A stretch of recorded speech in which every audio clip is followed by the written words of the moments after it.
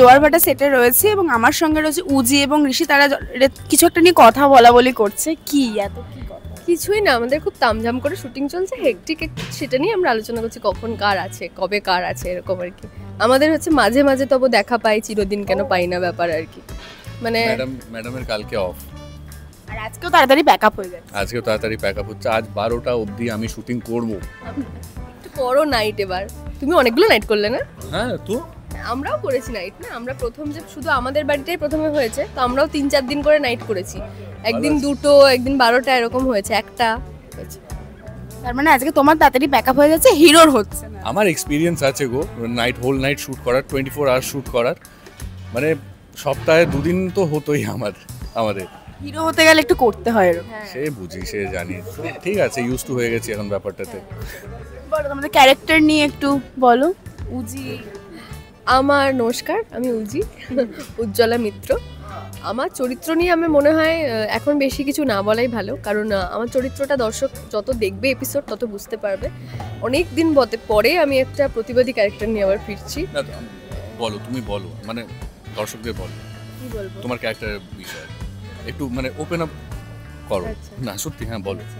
আচ্ছা আমি বলছি, আমাকে বলতে বলেছে, বলতে তো হবে, কথা অমান্য করা যাবে না।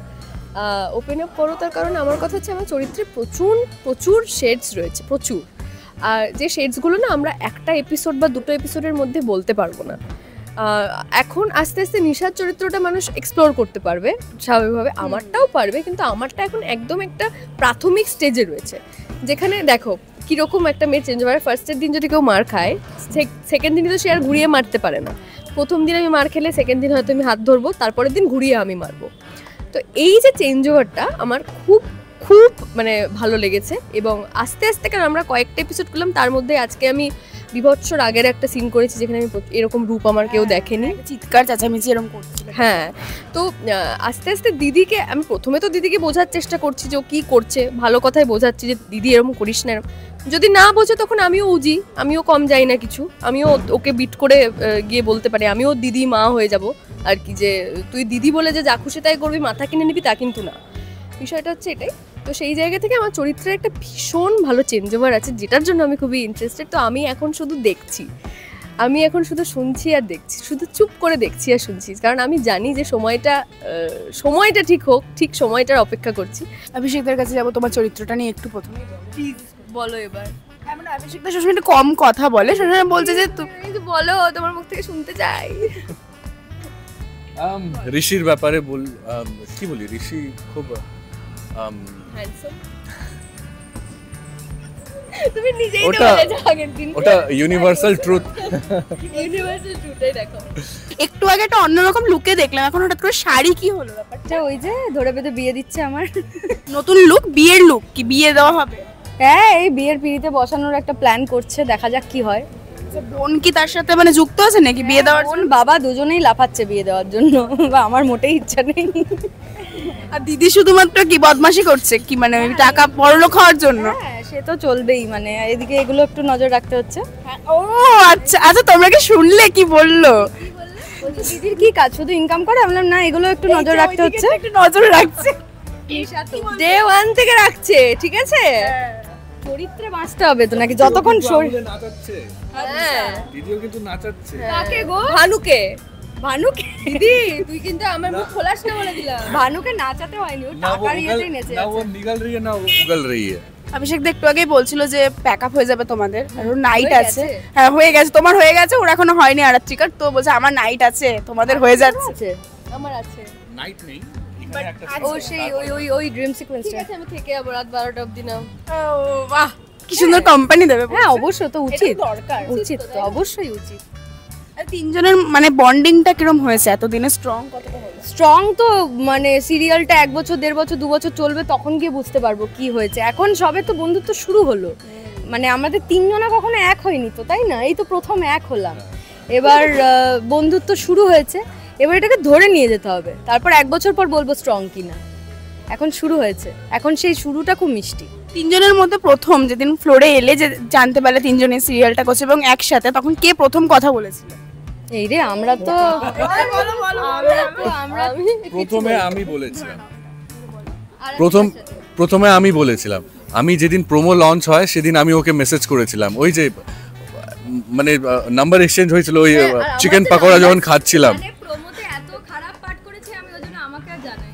আরে ও নাম্বার তুই ঢুকবি না এখানে, দুটো অপোনেন্ট আমরা, প্রেম ঢুকবে না এখানে। তো আমি আরাত্রিকাকে মেসেজ করলাম সেই দিন যে মানে খুব ভালো লাগছে, দুজনকেই ভালো লাগছে বলেছিলাম। কথাই বলেছিল। হ্যাঁ, দুজনেরই কথা বলেছিলাম। তোমার সাথে তো কোনো কন্ট্যাক্ট ছিল না তখন। চাইলে স্বর্ণদার কাছ থেকে আমার নাম্বারটা নিতে পারতো অভিষেক দা।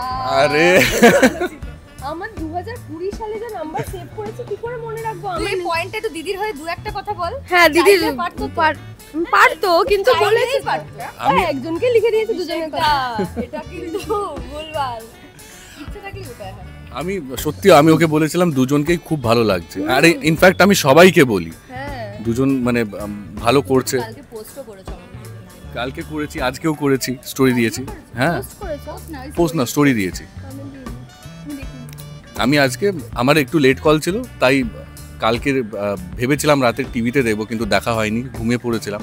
সকালে উঠে আমি দেখলাম। এটাও আমরা একটু ক্লিয়ার করে দিই যে এই যে বারবার এই প্রশ্নটা উঠছে কে আগে কথা বলেছিল, এটা কিন্তু খুব সিলি একটা ব্যাপার। মানে আমি যে বিরাট দুঃখ পেয়েছি আমার কো একটা আমার সাথে কথা বলে না, সেটা নয়। নিছো কি মজা একটা, কারণ প্রথম সিরিয়াল যখন আমি করতে এসেছিলাম তখন হিরোই আমার সাথে এসে কথা বলেছিল, আমি বলিনি।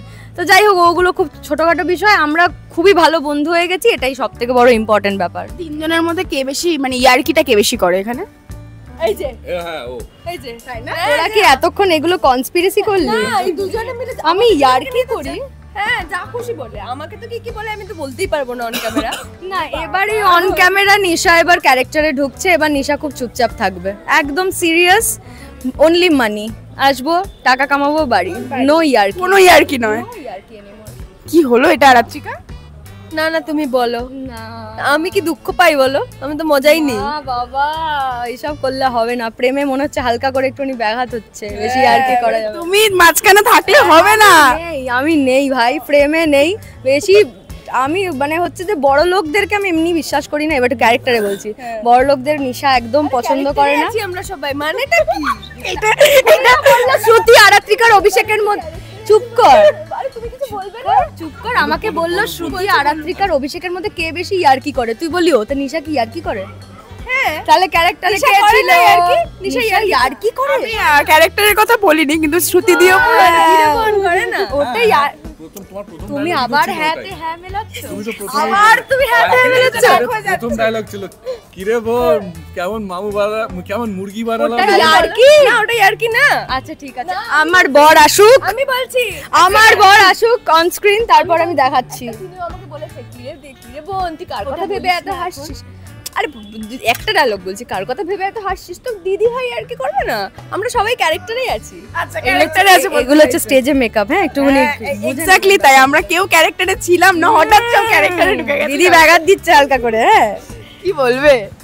খুব মিষ্টি, এটাই আমরা। হ্যাঁ আমরা কেউ সিরিয়াস নই, এই ছ্যাবলামিগুলো আমাদের চলতেই থাকে। হ্যাঁ তীরটা এখন মানে দলে কম বলে বুঝতে পারছি এদিকে আসছে।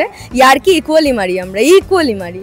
মানে নিশার এখন একজনকে দরকার। তার ইয়ার্কি যদি অভিষেকদের না মারতো তাহলে বলতো হতো এইভাবে ঘোড়ায় না ওগুলায় না খায়। ইয়ার্কি তো এগুলো। আমরা তিনজনেই আসলে ফান লাভিং, ওটাই হচ্ছে ব্যাপার। এইরকম মজাটাই তার মানে তোমাদের মধ্যে সবসময় চলতে থাকে, তাই না? একদম। আর চুপচাপ কে থাকে তিনজনের মধ্যে? এটা আমিও চুপচাপ। এরা দুজনেই সবকিছু এক বলছে কেন? যখন বলছে মজা। আমি চুপচাপ না, আমি খুব বকি অ্যাকচুয়ালি। মানে ওকে থামানো যায় না, ও যখন কথা শুরু করে। কিন্তু ওর সাথে থাকতে থাকতে আমিও কথা বলি, বাট এটা সিচুয়েশনাল। মানে ভালো মানুষজন থাকলে পরে কথা বলতে ইচ্ছা করে, ওরা ভালো তাই কথা বলি। যারা বেশি ইয়ে করে পেছন লাগে তাদের সাথে কথা বলি না। শ্রুতি দি কথা বলে না, ওরা খুব ভালো, ওই জন্যই কথা বলি। একটু মজা করে শুটিং হচ্ছে। খুব মজার, খুব মজার। আর শুরুতে যেটা দেখানো হয়েছে, মানে সিরিয়াল তো একটু দেখানো হয়েছে, তো সেখান থেকে কি রেসপন্স পেলে? এটা আমার জিজ্ঞাসা করা হয়নি। কি বুঝছো তোমরা?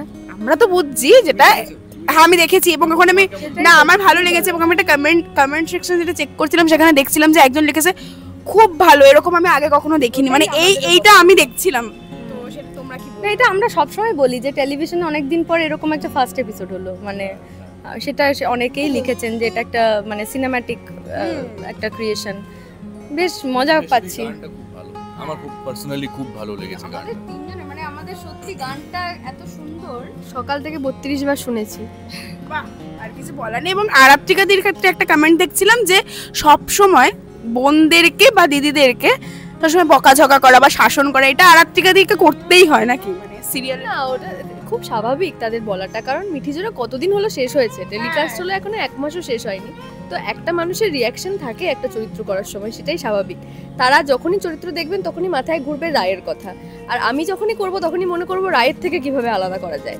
এবং আমি সত্যি কথা বলছি, আমি একদম অনেস্টলি বলছি, ফার্স্ট এপিসোড আমি অ্যাজ এ দর্শক দেখেছি, আমি পুরো এপিসোডটা দেখেছি, আমার পোর্শন আমি দেখিইনি।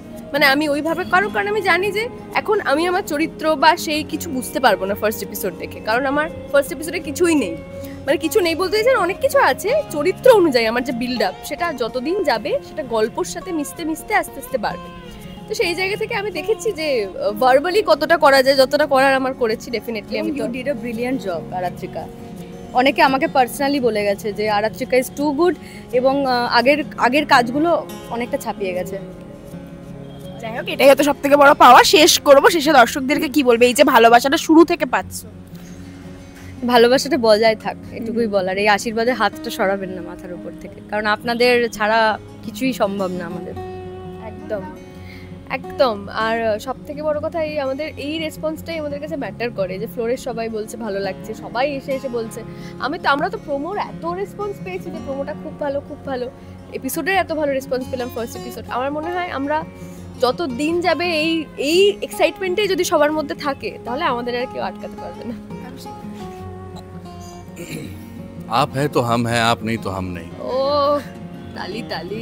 দেখতে থাকুন জোয়ার ভাটা, সোম থেকে শনি রাত 9টায় শুধুমাত্র জি বাংলায়। টলিউডের latest update, gossip and entertainment পেতে সাবস্ক্রাইব করুন শুধুমাত্র সিটি সিনেমা, আর ফলো করুন সিটি সিনেমার Instagram, Facebook, Twitter and ShareChat page.